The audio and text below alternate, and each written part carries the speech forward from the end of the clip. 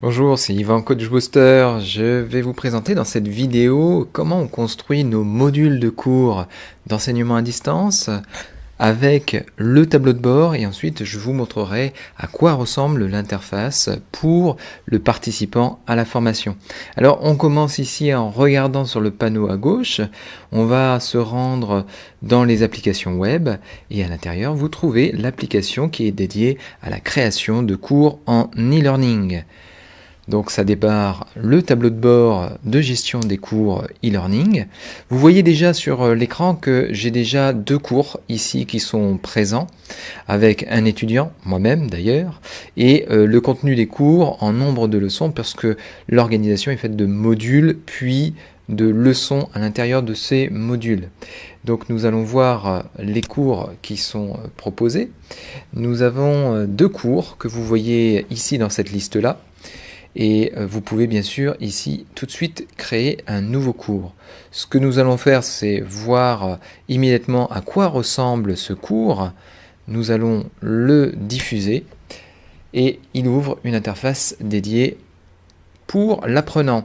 Alors vous pouvez très bien ici dérouler et avoir un bandeau de couverture avec un format particulier pour lui donner une forme de design particulier. Nous on n'en a pas spécialement besoin donc je ne l'ai pas modifié. J'ai simplement fait une petite structure de cours. Là vous avez les modules et à l'intérieur des modules vous retrouvez les leçons que vous proposez. Je n'en ai créé qu'une ici. Nous allons tout de suite nous y rendre pour voir à quoi ressemble la page d'une leçon. Alors tout simplement, il ouvre la vidéo qui est proposée ici d'office en ouverture. Ici c'est la fenêtre vidéo. Vous pouvez bien sûr changer les paramètres soit en haute qualité ou en basse qualité, voire le mettre en plein écran. Et sinon, vous rebasculez en écran normal.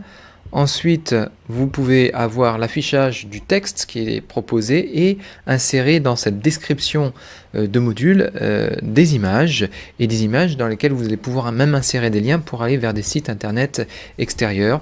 Et ici, vous avez l'interface de dialogue pour rajouter des commentaires. J'en ai rajouté un en exemple, mais bien sûr, nous pourrions faire d'ailleurs une réponse. On va tester ça tout de suite.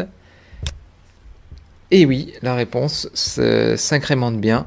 Là, évidemment, il n'y a qu'une seule personne qui dialogue avec elle-même. C'est un peu particulier.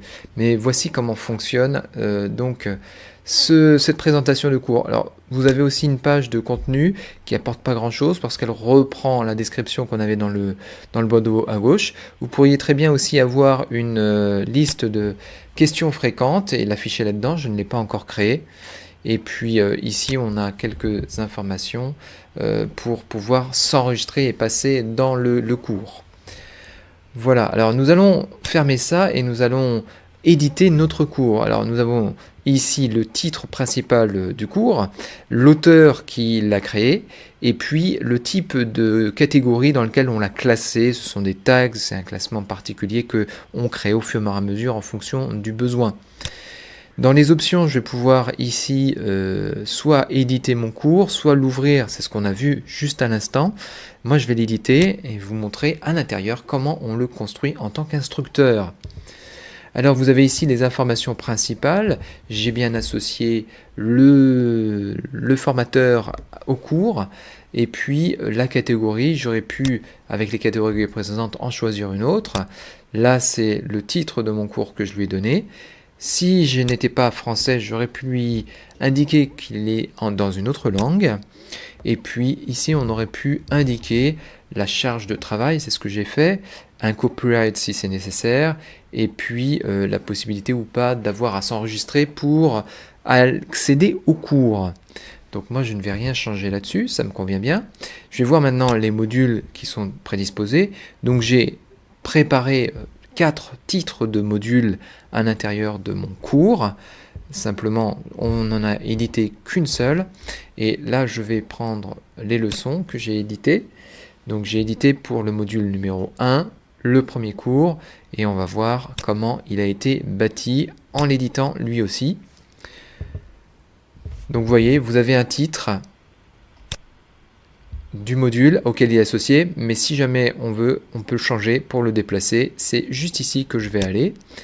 J'ai mon et le type de contenu qu'on va mettre. Là, c'est ça qui est intéressant, c'est de savoir qu'est-ce qu'on peut mettre dans nos modules e-learning.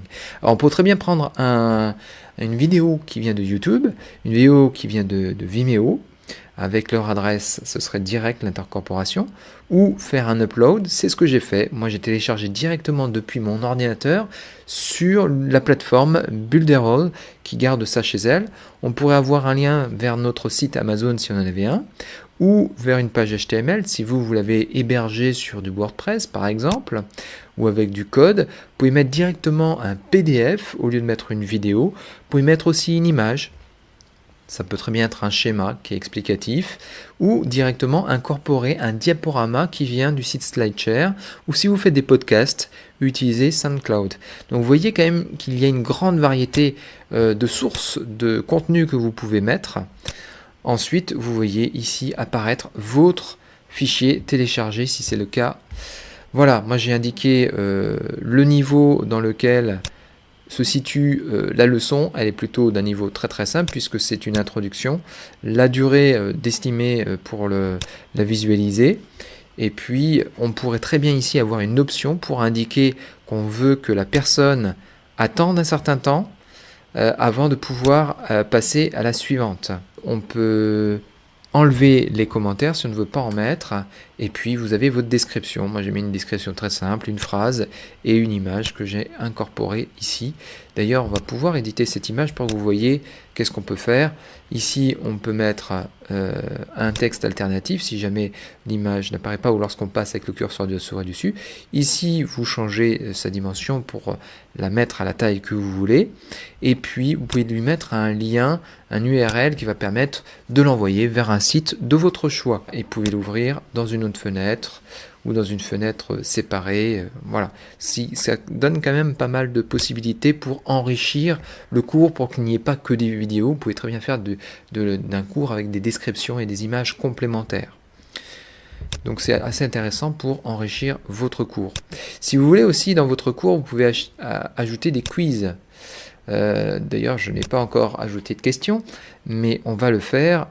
On va faire un test final, bon. Ou alors je vais faire un test qui va être attaché à cette question-là. Je vais prendre un questionnaire à choix multiple, mais on pourrait prendre autre chose, soit vrai-faux, soit des réponses courtes.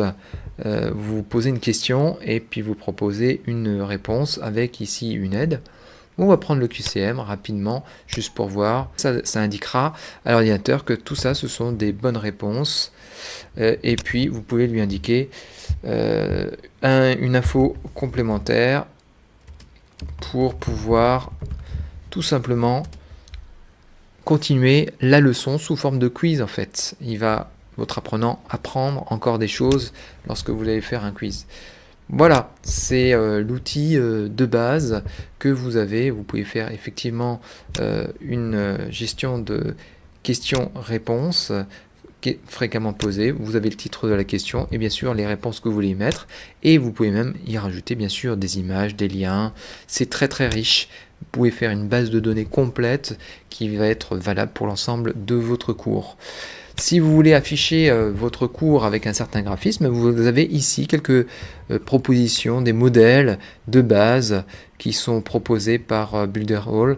Moi j'ai choisi un modèle simple, très classique, celui-là, en modèle responsive. Ça me va très bien pour commencer ce test-là. Voilà, vous avez les principales choses que vous devez connaître sur les modules e-learning et les possibilités. Il y en a bien d'autres. Mais on va se contenter de ça pour une première présentation.